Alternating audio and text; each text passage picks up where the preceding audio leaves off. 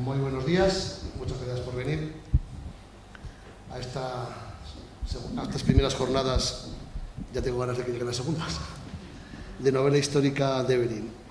Antes de comenzar la sesión de la mañana, quiero agradecer en nombre de los escritores y escritoras que estamos aquí en Berín estos días, la colaboración, evidentemente, a la Biblioteca de Berín, al Concello de Berín, al señor alcalde, al resto de la corporación municipal, a Vicente, a Noa, a Aurora y a Miguel, porque han estado con nosotros todos los días cuidándonos de forma extraordinaria. Y también a las entidades, empresas que han colaborado de distintas maneras con las jornadas. A la Denominación de Origen Monterrey, a la Casa do Pulpo, a Ortido do Conde, a Regueiro da Cova, a Casa Manola, a Casa Zapatillas, a la Panadería Germán, a Casa das Vicas de Carlin y a don Roberto Berino, al cual admiro extraordinariamente y que está con nosotros en estas jornadas. Y que yo no soy muy de selfies, mi mujer, que vendrá esta tarde, me dijo ayer, hazte una foto con Roberto Berino, por favor, que soy muy fan suya. Y allí le pedí que, por favor, que nos hiciéramos juntos esa fotografía. A ver si llega mi mujer, si puede hacer una fotografía contigo, que si llega a tiempo antes de que acabemos.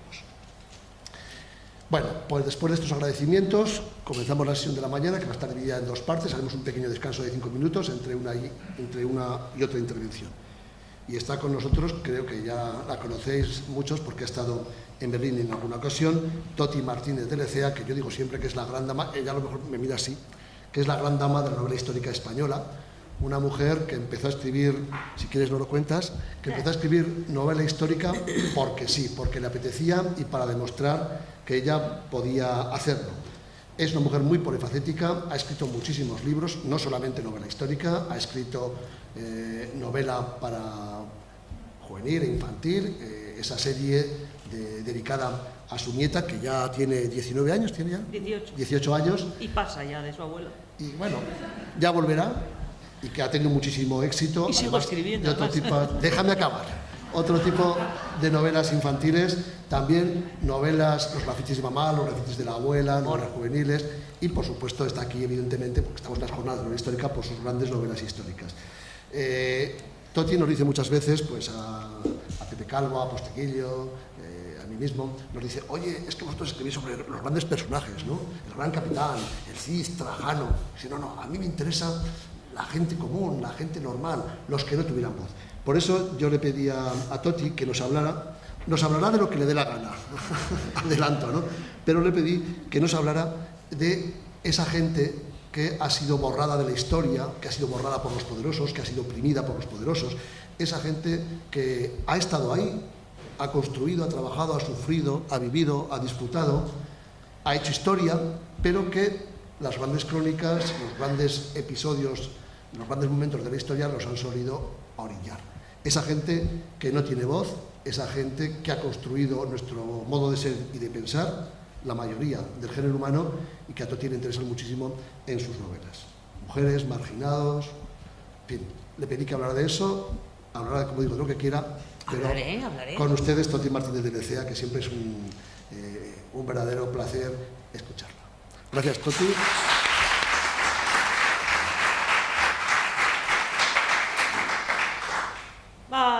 Bo día. Eta moitas gracias por vostra presencia en estas jornadas da novela histórica. Eta egunon, ongi etorriak posten naiz, zue arteaz egoteaz.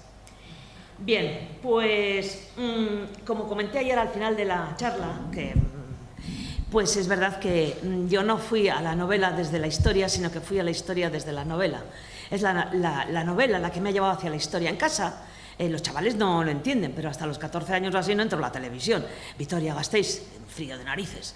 En invierno, ¿qué se puede hacer? Pues no, pues leer. Mis padres leían, yo leía. Y a mi padre le encantaba la historia, con lo cual aprendí a leer ensayos históricos como quien lee novelas. Y sigo haciéndolo, pies de página incluidos.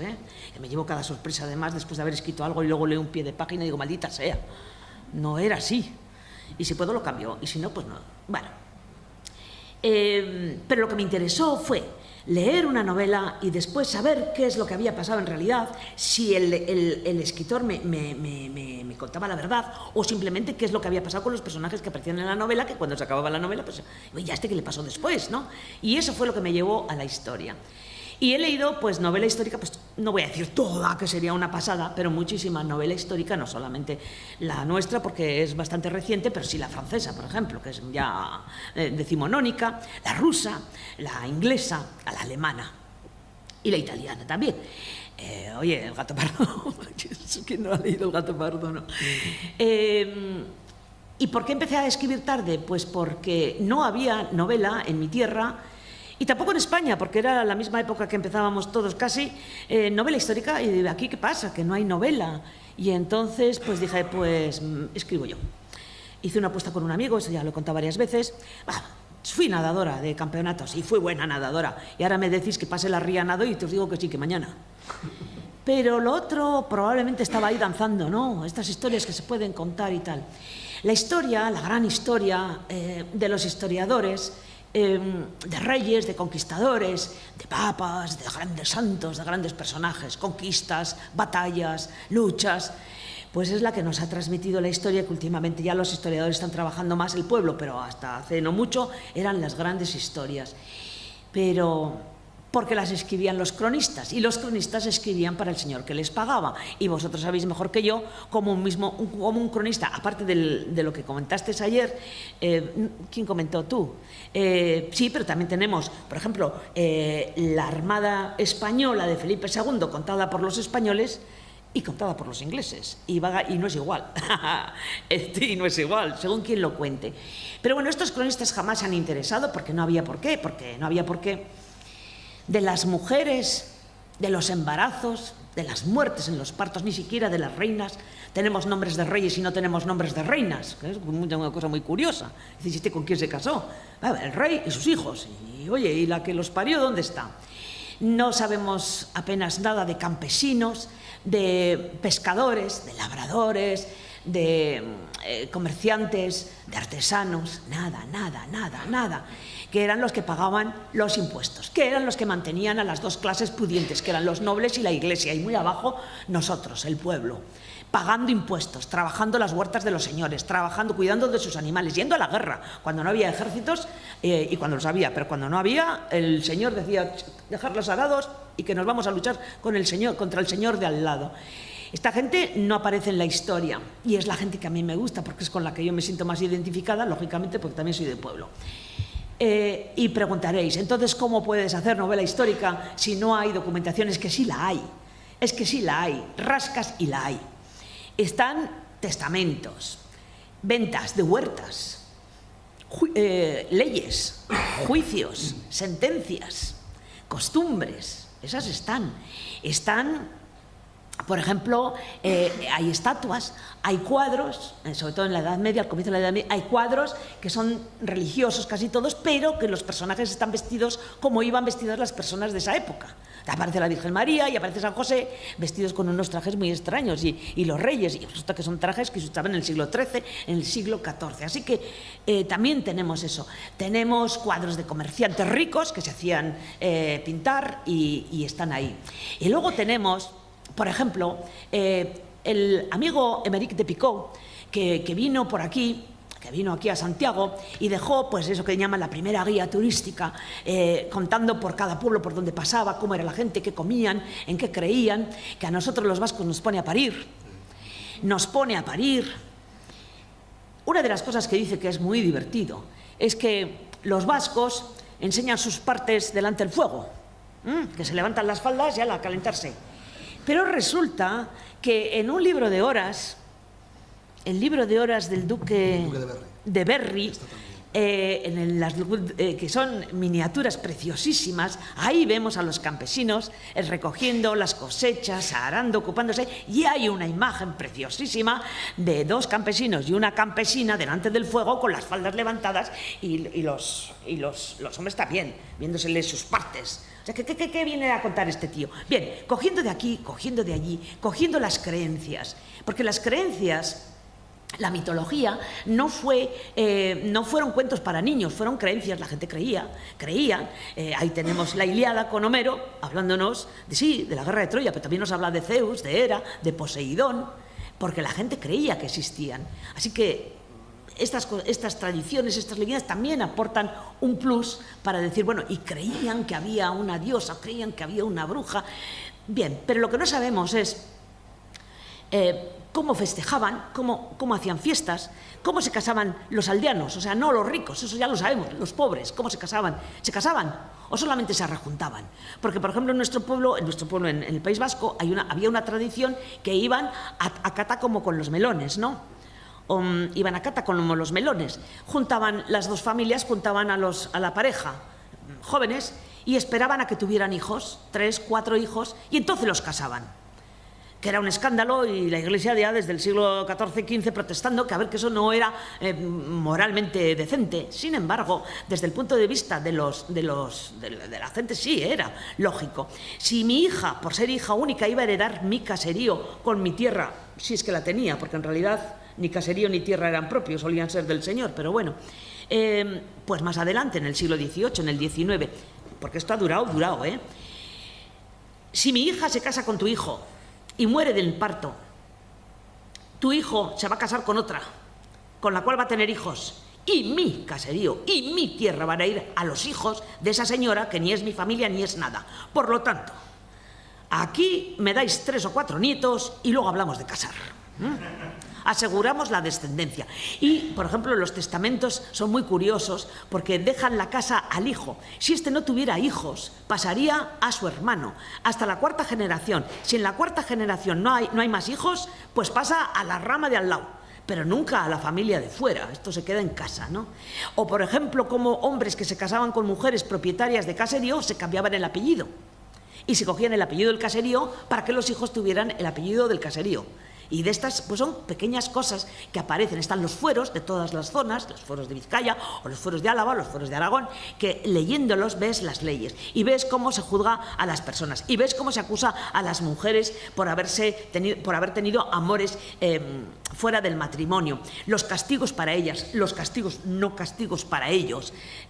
Sabes, por ejemplo, que las mujeres ricas, claro, las pobres nunca han tenido ninguna cosa que dejar, pero las mujeres ricas hacían el testamento cuando estaban embarazadas. Es que hacían el testamento cuando estaban embarazadas. O sea, imagínate, vas a tener un hijo y haces el testamento porque sabes que corres un grandísimo riesgo de quedarte ahí, de morir. No era ninguna alegría, esto de voy a tener un hijo, voy a tener un bebé, sí, voy a tener un bebé, y lo mismo la espicho ahí, ¿no? Bueno, pues esas cosas son pautas que te dan. Y luego, claro, está la política general, está la situación política, la situación social y la situación religiosa de cada zona, de cada época y de cada esto. Por poner un ejemplo, mi primera novela publicada, y hablando de minorías, va de judíos. Pero no de judíos en Toledo, en Granada, en Córdoba, de judíos en Vitoria. Pero había judíos en Vitoria, ¿Y cómo lo sabes? Pues porque hay toda una zona que se llama Judiz-Mendi, Monte de los Judíos. Y ahí pues construyeron una piscina y yo aprendí a nadar allí. Y mi padre decía, Judiz-Mendi, el Monte de los Judíos, porque aquí hubo judíos. Y ahí se paraba. Bueno, pues cuando decidí escribir esa novela, intenté averiguar algo sobre los judíos vitorianos y apenas nada. Así que tuve que leerme un montón de libros porque pensé que los judíos de Vitoria pues no iban a ser muy diferentes de los judíos de Toledo. Así que había más documentación y leí. Pero es que no solo leí la historia de los sefardíes, es que me leí la Biblia, porque en algún momento había que mencionar una frasecita. Bueno, pues esta frasecita me viene muy bien para ponerla aquí. Además, costumbres. Además, escuché ladino, oí canciones y me compré un libro de recetas sefardíes y las hice para ver cómo olían. ¿Cómo iba yo a describir el olor de la carne guisada con aceite si no lo hacía? Pues venga, voy a hacerla. Y con las especias. Y así salió La calle de la judería. Los judíos españoles, vascos, catalanes, gallegos, no eran extranjeros, llevaban siglos aquí. Si empezamos a rascar, ¿qué sabemos de dónde venimos cada uno de nosotros? los judíos eran españoles o hispanos o como les queráis llamar. Solamente que tenían otra religión, lo mismo que los musulmanes. Generaciones, padres, abuelos, bisabuelos, tartarabuelos.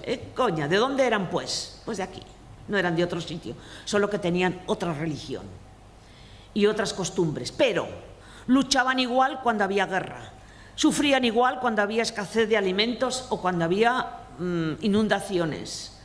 Morían igual cuando había epidemias o había pestes. Y si había que trabajar y hacer un puente, también lo hacían. Además, tenían que pagar cuando había aljama. Aljama era cuando ya había un número importante de judíos, que podían ser 50 o 100, no estamos hablando de miles de personas. No estamos hablando, ¡oh, la judería! 40.000 judíos. Pues no, eran 200, 150, los que fueran, ¿no? Tenían que pagar impuestos a la aljama, tenían que pagar impuestos a la ciudad y tenían que pagar impuestos al rey, al reino. ¿Por qué tenían que pagar impuestos a la aljama? Porque esa idea que nos han transmitido, de que el judío, ¿cómo es esto?, usurero, y ¡buah!, todos los judíos usureros. Anda ya, hombre, anda ya. Todos los judíos usureros, pues habría uno, habría dos, y los demás. Uno de los impuestos de la aljama era para los huérfanos, y otro era para las viudas, y otro era para los pobres. Así que los judíos tenían pobres y viudas y huérfanos como todo el mundo. Y desde luego ni eran usureros, ni eran banqueros, ni eran nada. Cuando se les expulsa por aquello de las 3 R's, un reino, no, ¿cómo es de las 3? Un Dios, una religión, un reino y un rey. Pues se les expulsa. Bueno, ahí habría que estudiárselo, bueno, lo sabréis vosotros bastante mejor que yo. Dios, patria, rey. Dios, patria, rey, que ya lo decía Recaredo, ¿no? Bien, pues lo que hacen es excusarse en el tema de la usura y sobre todo en el tema de la religión para echarlos. Los cristianos se frotan las manos. ¡Ay, qué bien, qué bien, qué bien, qué bien! Así que las deudas no les pagamos a estos. Pero se equivocan. Para los reyes, los judíos son sujetos de ellos, como somos todos, sujetos de ellos. Y las deudas de los judíos habrá que pagarlas, pero esta vez habrá que pagarles al rey. En el tema de la usura, también, por ejemplo, estudiar. Usureros, usureros. Claro, el judío no podía prestar al judío, el cristiano no podía prestar al cristiano. Lo de los créditos y los préstamos ha sido desde siempre se ha pedido dinero para poder vivir, para poder mejorar, para poder comprarse pues un arado, para poder mandar al hijo a no sé dónde. Bueno, pero resulta que había un interés del 20%. El 20% es tremendo. El 20% impuesto por la corona, no hecho por los judíos, impuesto por la corona, de la cual la corona se quedaba con un porcentaje. Así de sencillo. Así de sencillo. No, los judíos usureros, no, los judíos no, la corona usurera que ponía un interés más elevado para luego cobrar más. Cuando se marchan los judíos no pueden llevar dinero amonedado. Así que tienen que vender lo que tengan, la casa, la casa o lo que tengan, las huertas o lo que fuere, o el negocio, para poder comprarse un carro con un burro y marcharse con el carro y el burro. Las mujeres en los dobladillos se meten joyas y si no les pillan para pasar. Se echa del país a unos 100.000 españoles, se les echa, simplemente por la maldita religión. Es que es tremendo, como luego se echa a los moriscos o se le echa a los musulmanes y se quedan los conversos. Y hay que volver a trabajar y estudiarse. Bueno, a ver, ¿cuál es la situación del converso? El judío no puede participar no puede ser alcalde, no puede ser militar, no puede ser profesor de universidad. Sin embargo, son los médicos, son los astrólogos o los astrónomos, son los científicos, son los traductores de esa Biblia que luego van a esgrimir los cristianos para echarlos, son los traductores del árabe al romance castellano. Pues se les echa. Pero ¿qué pasa? A mí ahora si me dices que o te conviertes o te echo, digo, pues me convierto. Unas palabras se las lleva al aire y los sentimientos se quedan aquí y aquí. Así que sí, ¿por qué voy a tener que dejar mi casa? Voy a tener que dejar a mis difuntos, voy a tener que dejar lo que he ganado y lo que he trabajado, voy a tener que irme a un país que no conozco, que habla una lengua diferente, que no voy a tener trabajo, que me convierto y se acabó. Los conversos se convierten en cristianos, los que se convierten, y ya no tienen pegas para acceder al ejército, acceder a la iglesia y acceder a la universidad. Pero claro, están los cristianos viejos y les molesta. Todos los pueblos oprimidos, o sea, en el sentido oprimidos, discriminados, siendo minorías, buscan un método, buscan un medio para sobrevivir. En nuestro caso, los judíos lo hacen muy bien. La judería de Estella, por ejemplo, en el siglo XIV hay un escrito en el que se escribe que todos los judíos y judías de Estella saben leer y escribir, cosa que no ocurre con los cristianos. Y es más, les llama la atención que hay un judío que no sabe leer y escribir. ¡Oh, qué escándalo!, ¿no? Bien, pues ese tipo de cosas es simplemente una forma de sobrevivir. Si yo sé escribir y leer, si yo sé traducir, si yo sé hacer una buena cura, si yo soy un buen médico, me vendrán a buscar y así podré sobrevivir. Y es así. Pero es que también son artesanos y son campesinos y son trabajadores como todo el mundo. Pero se inventan la Inquisición. La Inquisición no persigue exactamente a los judíos, sí a los conversos, porque creen que se han convertido, como digo yo, pues por interés. Pues claro que por interés. Y entonces hay que perseguirles. Pero ¿cómo se les persigue? Pues, por ejemplo, se les denuncia, porque este señor resulta que antes era judío, o su padre era judío, y él es converso y se lava las manos antes de comer. ¡Guau! Porque los cristianos es que no se lavan las manos antes de comer y los judíos se las lavan. Entonces eso ya es una muestra de que judío, o que no come cerdo. A ver, yo nunca he comido caracoles en salsa y no me ofrezcas caracoles en salsa ni cosas así, por ejemplo, yo qué sé, pezuñas, rabo, lenguas, sesos. Es que yo solamente pensarlo, no sé, ¿qué pasa? Que ahora resulta que como me he convertido tengo que comer sesos y tengo que comer rabos si no me apetece. Bueno, pues como no comen cerdo y tal, pues entonces es que son conversos, mala gente, que quieren promocionarse.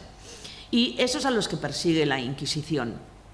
Fue una injusticia tan tremenda, tan terrible. Cuando hablo de este tema me suelen decir, pues ahora Israel, y yo no estoy hablando de Israel, Israel es un Estado.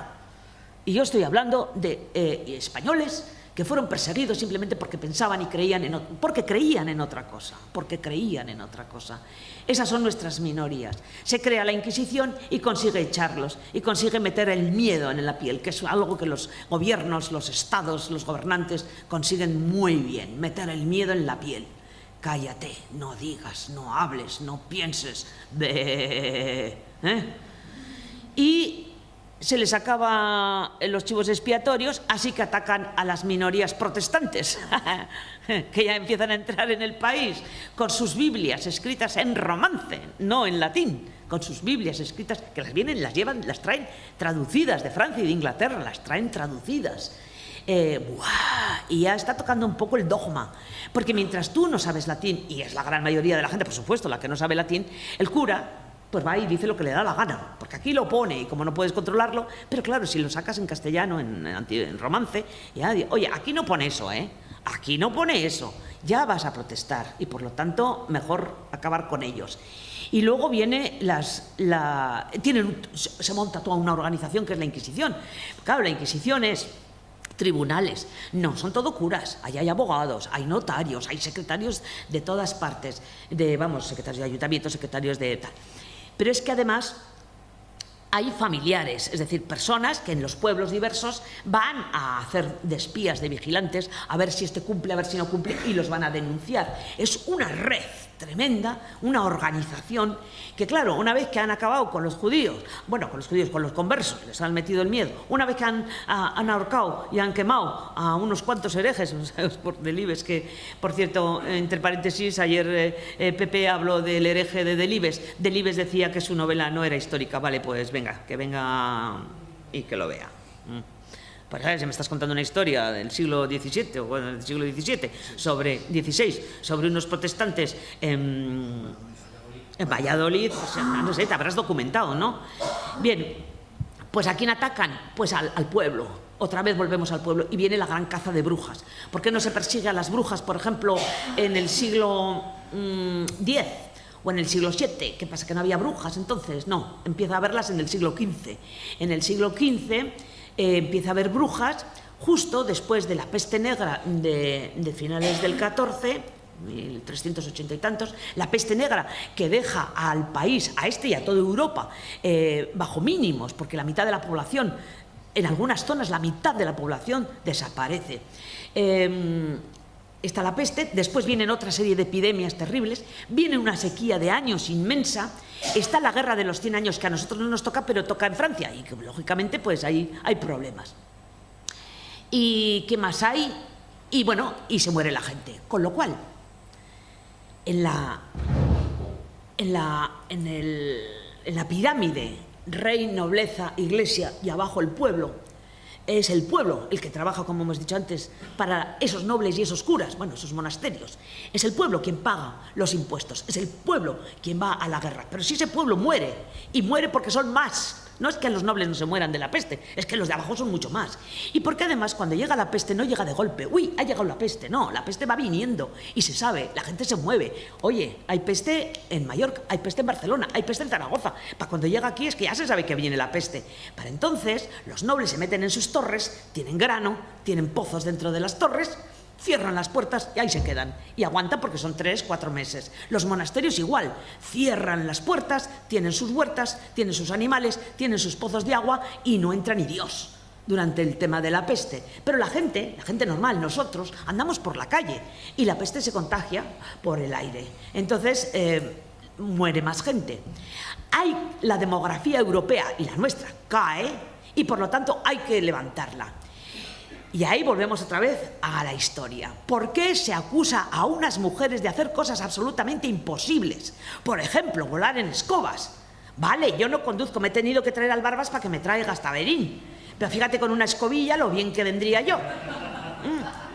Aparte que los poderes de la época ya lo habrían patentado y se habrían quedado con el invento.